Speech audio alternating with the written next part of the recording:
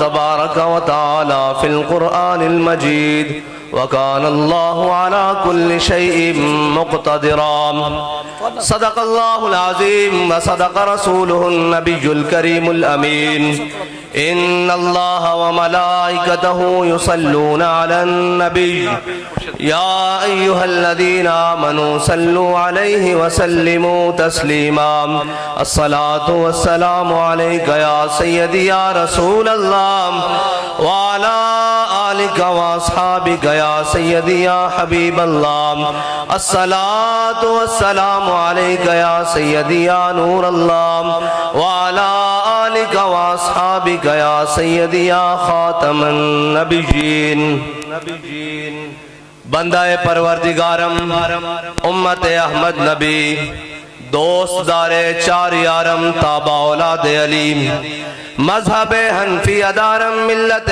حضرت خلیل خاک پائے غوث اعظم زیر سایہ ہر ولی صدیق اکس حسن کمال محمد فاروق ذل جاہ جلال محمد عثمان ضیاء شمع جمال محمد حیدر بہار باغ خصال محمد صلی اللہ علیہ وسلم عرش کی عقل دنگ ہے چرخ میں آسمان ہے عرش کی عقل دنگ ہے چرخ میں آسمان ہے جانے مراد اب کدھر ہائے تیرا مکان ہے بزم ثنائے زلف میں میری عروس فکر کو ساری بہار حشت خل چھوٹا سا عطردان ہے عرش پہ جا کے مرغ عقل تھک کے گرا غشا گیا ابھی منزلوں پر پہلا ہی آستان ہے عرش پہ تازہ چھیڑ چھاڑ فرش پہ طرفہ دھوم دھام کان جدھر لگائیے تیری ہی داستان ہے گود میں عالم شباب حال شباب کچھ نہ پوچھ گود میں عالم شباب حال شباب کچھ نہ پوچھ گلبن باغ نور کی کچھ اور ہی اٹھان ہے اور وہ جو نہ تھے تو کچھ نہ تھا اور وہ جو نہ ہو تو کچھ نہ ہو وہ جو نہ تھے تو کچھ نہ تھا وہ جو نہ ہو تو کچھ نہ ہو جان ہے وہ جہان کی جان ہے تو جہان ہے تجھ سا سیاہ کار کون ان سا شفیع ہے کہاں پھر وہ تجھی کو بھول جائیں دل یہ تیرا گمان ہے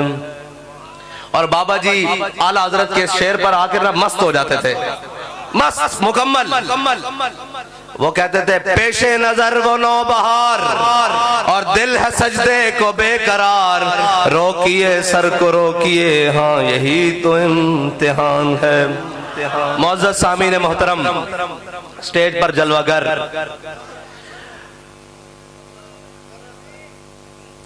پیر طریقت راہبر شریعت خواجہ محمد حسن باروی سے لے کر وہ پنڈال کے آخری شخص تک سب ہمارے سروں کے تاج کیونکہ بابا جی ہم سب کا تعارف بڑے مختصر الفاظ میں کرا گئے ہیں کہ ہم کتے پاک رسول اللہ کے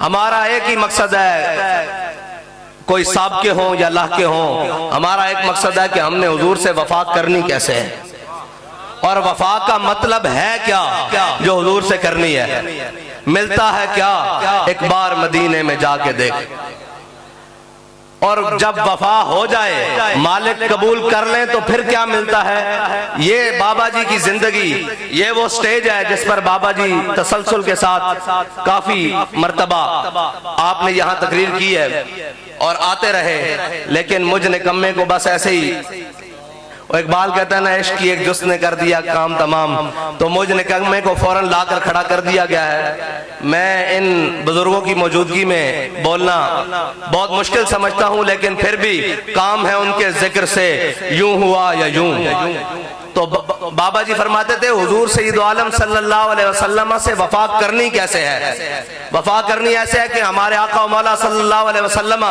بدر کی جانب جا رہے ہیں حضور نے ایک مرتبہ پوچھا اے میرے صحابہ بتاؤ بدر جانا چاہیے کہ نہیں جانا چاہیے بدر جانا چاہیے کہ نہیں جانا چاہیے؟ میرے آقا نے پھر پوچھا، جب تیسری بار پوچھا نا تو حضرت سعد بن معاذ کھڑے ہو گئے، فرمایا یا رسول اللہ ہم سے پوچھتے ہیں بدر جانا چاہیے کہ نہیں جانا چاہیے؟ سل حبال من شئتا وقتا حبال من شئتا سالم من شئتا آدے من شئتا خذ من اموالنا ما شئتا واتنا ما شئتا۔ یا رسول اللہ ہم سے پوچھتے ہیں بدر جانا چاہیے کہ نہیں؟ آپ جہاں حکم کریں گے ہم آپ کے آگے بھی لڑیں گے، دائیں بھی لڑیں گے، بائیں بھی لڑیں گے، حکم کریں آپ، ہم گھوڑے سمندروں میں ڈال دیں گے۔ میرے آقا و مولا نے جب اپنے غلام کی یہ وفا دیکھی نا تو حضور سید عالم صلی اللہ علیہ وسلم خوش ہوئے، حضرت سعد بن معاذ سے خوش ہوئے۔ حضور سید عالم صلی اللہ علیہ وسلم حضرت سعد بن معاذ سے خوش ہو گئے، اور پھر جنگ خندق میں، غزوہ خندق میں حضرت سعد بن معاذ کو رگ اکحل میں یہاں تیر لگ گیا۔ ملتا کیا ہے وفا کرنے کے بعد؟ ملتا کیا ہے؟ ملتا ہے کیا؟ ایک بار مدینے میں جا کے دیکھ۔ حضرت سعد بن معاذ کو یہاں رکع کھل میں تیر لگ گیا اور خون جاری۔ وہ تیر ایسا، حضرت سعد بن معاذ نے ایک دعا کی تھی کہ یا اللہ اگر ان مشرکین نے تیرے حبیب کے مقابلے میں دوبارہ ایسے کرو فر کے ساتھ آنا نا تو پھر مجھے موت نہ دینا، میں ان کا انجام دیکھ لوں، اور اگر نہیں آنا تو پھر اسی زخم کے ساتھ مجھے شہادت دے دینا۔ تو حضرت سعد بن معاذ کی وہ دعا قبول ہو گئی۔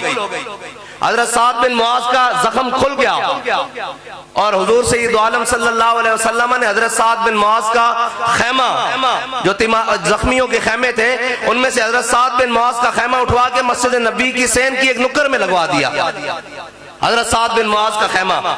تو جب حضور سید عالم صلی اللہ علیہ وسلم جب تشریف لائیں ہر نماز میں تو پوچھیں سعد کیا حال ہے؟ تو سعد کیسے کہیں کہ یہ زخم ٹھیک ہو جائے جب حضور جو پوچھ رہے ہیں بار بار سعد کیا حال ہے؟ تو پھر یہاں اعلیٰ حضرت فرماتے ہیں جان ہے عشق مصطفیٰ روز فضو کرے خدا، جس کو ہو درد کا مزہ وہ ناز دوا اٹھائے کیوں، ناز دوا اٹھائے کیوں۔ جب حضرت سعد سے حضور پوچھ رہے ہیں بار بار اے سعد کیا حال، پہلے تو کبھی کبھی پوچھتے تھے نا حضور اے سعد کیا حال ہے، اب حضور ہر نماز کے بعد پوچھ رہے ہیں، اور جب دیکھ رہے ہیں پوچھ رہے ہیں سعد کیا حال ہے، تو حضرت تو سعد تو کہتے ہونے کہ اے زخم تو سلامت رہے، یہ عشق بڑھتا رہے یوں ہی۔ سرکار پوچھتے رہے بار بار کہ سعد تیرا کیا حال ہے۔ ایک دن حضرت سعد بن معاذ کی وہ دعا قبول ہونے کے قریب آ گئی، وہ زخم کھل گیا۔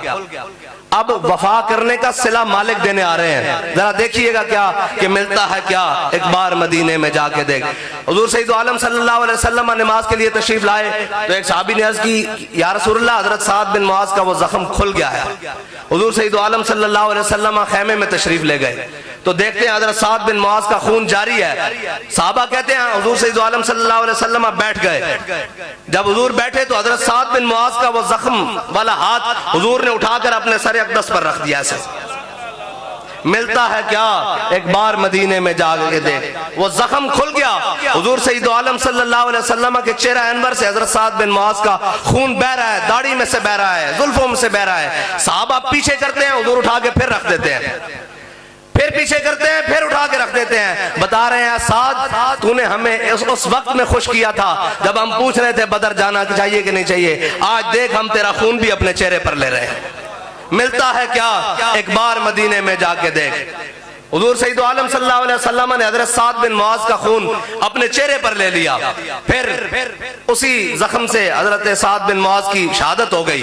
جب حضور سید عالم صلی اللہ علیہ وسلم کو خبر ملی نا، حضرت سعد مسجد سے گھر چلے گئے۔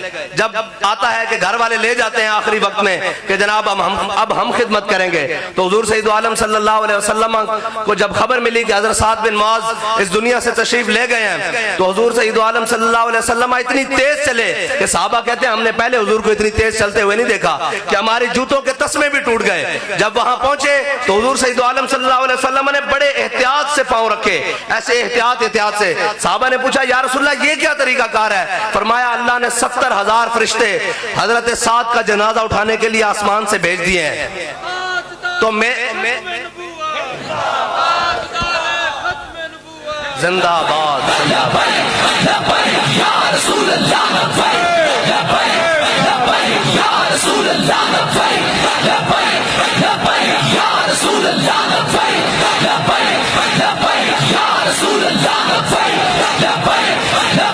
یا رسول اللہ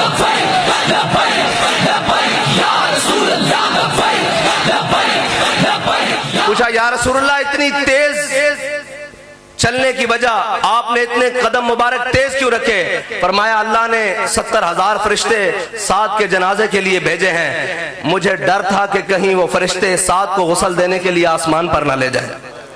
اور پھر آگے جو مزہ ہے نا وہ یہ ہے کہ جب حضرت سعد کا جنازہ اٹھانا تو حضور نے اپنے کندھوں پر ایسے رکھ لیا، ایک بار حضور کو راضی کیا ہے، ایسے حضور نے اپنے کندھوں پر رکھ لیا اور حضور چلتے ہوئے جا رہے ہیں آگے سعد کے جنازے کے ساتھ۔ اور جب حضرت سعد کی تدفین ہو گئی تو حضرت سعد کی والدہ رونے لگی، شدید رونے لگی۔ حضرت عمر نے کہا کہ اے مائی اب چپ کر جا۔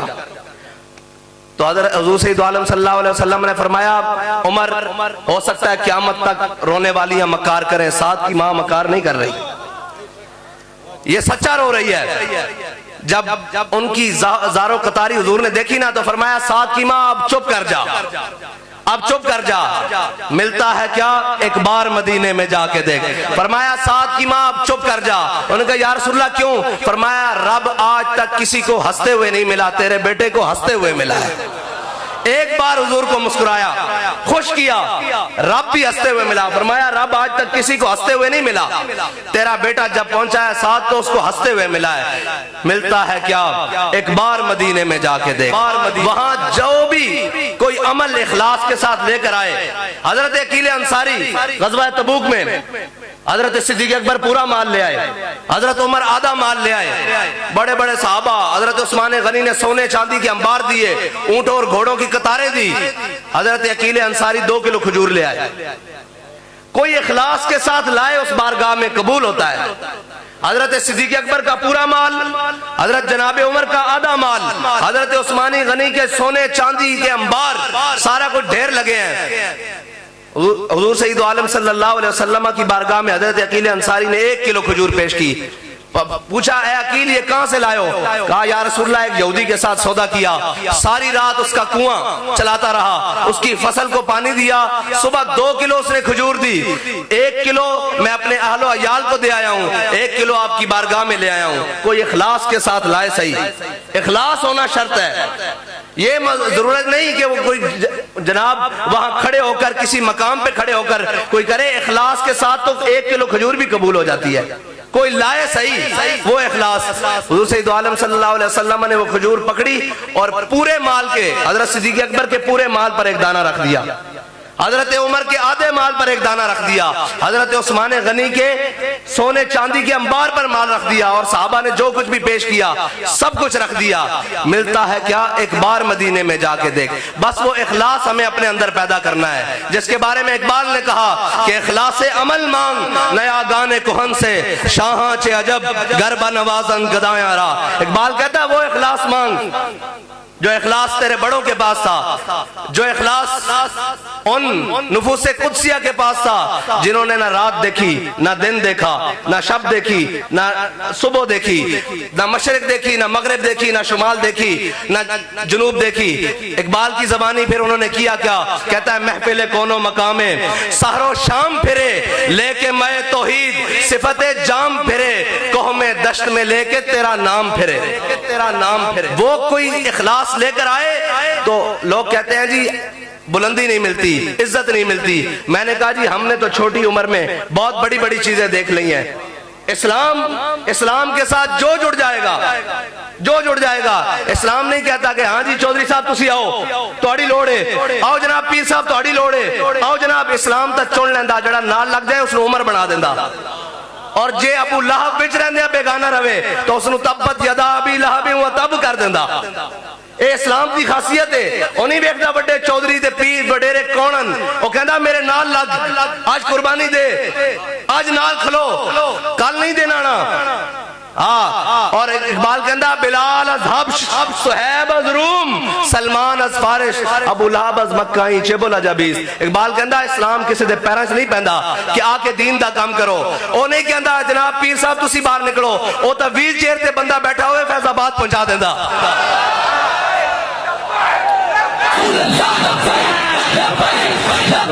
یا رسول اللہ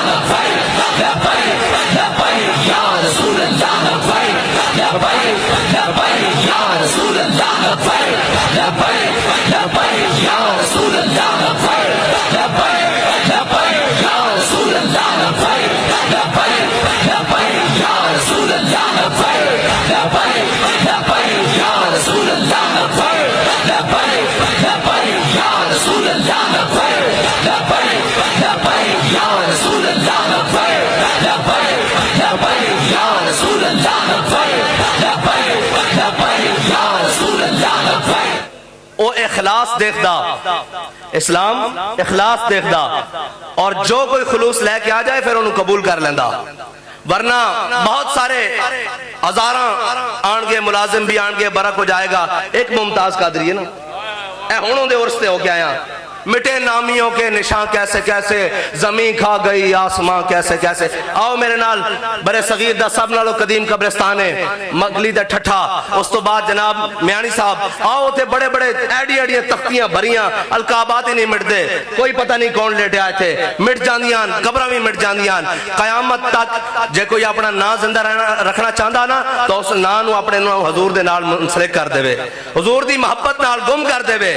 پھر حضرت غازی علم الدین جدو میاں والی جیل سے پہنچے نا حضرت غازی علم الدین تے حضرت موسیٰ علیہ السلام دی ڈیوٹی لگی، اور حضرت موسیٰ علیہ السلام تشریف لے آئے غازی علم الدین نو ملن میاں والی دی کوٹھری تے جدو حضرت غازی علم الدین نے پوچھا جناب کون؟ انہوں نے کہا جی میں موسیٰ. انہوں نے کہا جلیل القدر نبی جناب موسیٰ؟ انہوں نے کہا جی موسیٰ. انہوں نے کہا اے جناب موسیٰ تسی میں نو کیوں ملن آئے ہو؟ فرمایا یار میں حضور دی کچہری بار بار سنیا میرا علم الدین میرا علم الدین میرا علم الدین، اور میں کہا میں بیخ کے دامہ کیڑا علم الدین ہے جس دا حضور دی کچہری ذکر ہو رہا بار بار. تے پھر مولا کائنات دی ڈیوٹی لگی، مولا کائنات حضرت جناب غازی علم الدین نو چک کے حضور دی بارگاہ لے گئے تے بابا جی سے سنا دے سن گل، او حوالہ بھی ہوئی ہے تے گل بھی ہوئی ہے. تے بابا جی فرماندے سن کہ جدو حضور دی بارگاہ غازی علم الدین پہنچے نا تے حضور نے فرمایا غازی اگر تو چاہنا تے تین چھڑ دیتا جاوے تے تین رہا کر لے آیا، اور اگر تو ساڑھے نا تے جان دے دیں گا تو پھر قیامت تک کوئی موزی گال کرن لگے گا نا، سوچے گا کہ اس امت دیا ماما نے غازی علم الدین پیدا کیتے ہیں، علم الدین دی امت دیا ماما جم دیا رہن گیا. تے غازی علم الدین نے کوئی جڑا جواب دیتا نا کہ مجھے خاک میں ملا کر میری خاک بھی اڑا دے، مجھے خاک میں ملا کر میری خاک بھی اڑا دے، مٹا ہوں تیرے نام پہ کیا غرض مجھے نشان سے. اس ادان لانا پائے گا حضور دی بارگاہ، نام نسب خاندان قوم وطن قبیلہ سب کچھ چھڑ کے، سارا کچھ چھڑ کے پھر جدو اس ادان آ جاؤ گے نا تو پھر جناب بابا جی آئے کہ نہیں آئے اس ادان سب کچھ چھڑیا. میں ذاتی حیثیت دا میں بیمار ہویا، فرمایا کوئی گل نہیں، ایک گلنا پیچھے ان بات حضور دی ناموس دا کم پہلے پوچھیا بھی نہیں، میں زخمی ہویا پوچھیا بھی نہیں. پھر اس واسطے کہ قیامت تک او رستہ جڑا حضرت جناب سیدنا کیوں گل کیوں کی تھی بلا حضرت جناب سیدنا صدیق اکبر نو کی گیا آپ دے صاحبزادے نے کہ بدر والے دن تسی میری تلوار تھلے آ گئے سو تے میں تو انہوں بخش دیتا سی. فرمایا جے تو میری تلوار تھلے آ جانا میں تینوں نہیں سی بخشنا. ادھروں آئے کھڑے سن نا عشق دے رستے، اور عشق دے رستے قیامت تک اسے ذرا مستند رہن گے.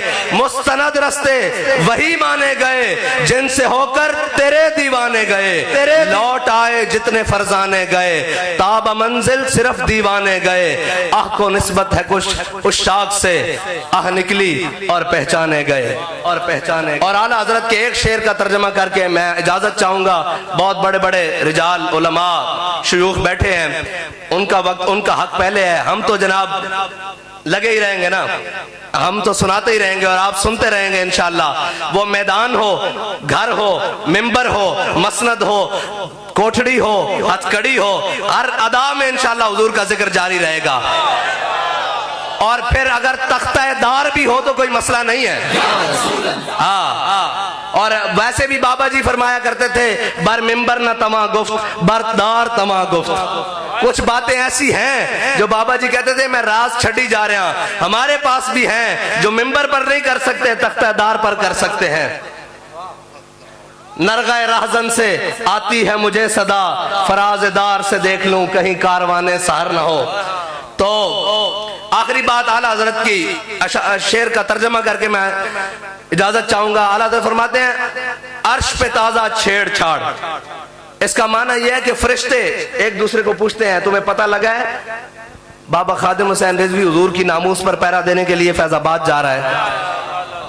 عرش پہ تازہ چھیڑ چھاڑ، فرش پہ طرفہ دھوم دھام، بڑی روکنے کی کوشش کی، فور شیڈول فلاں گولیاں جناب شل یہ سارا کچھ لے کر آئے، لیکن عرش پہ طرفہ دھوم دھام لگا کے نعرہ بتاؤ کہ آج بھی لبیک کا نعرہ اسی طرح لگ رہا ہے. رسول اللہ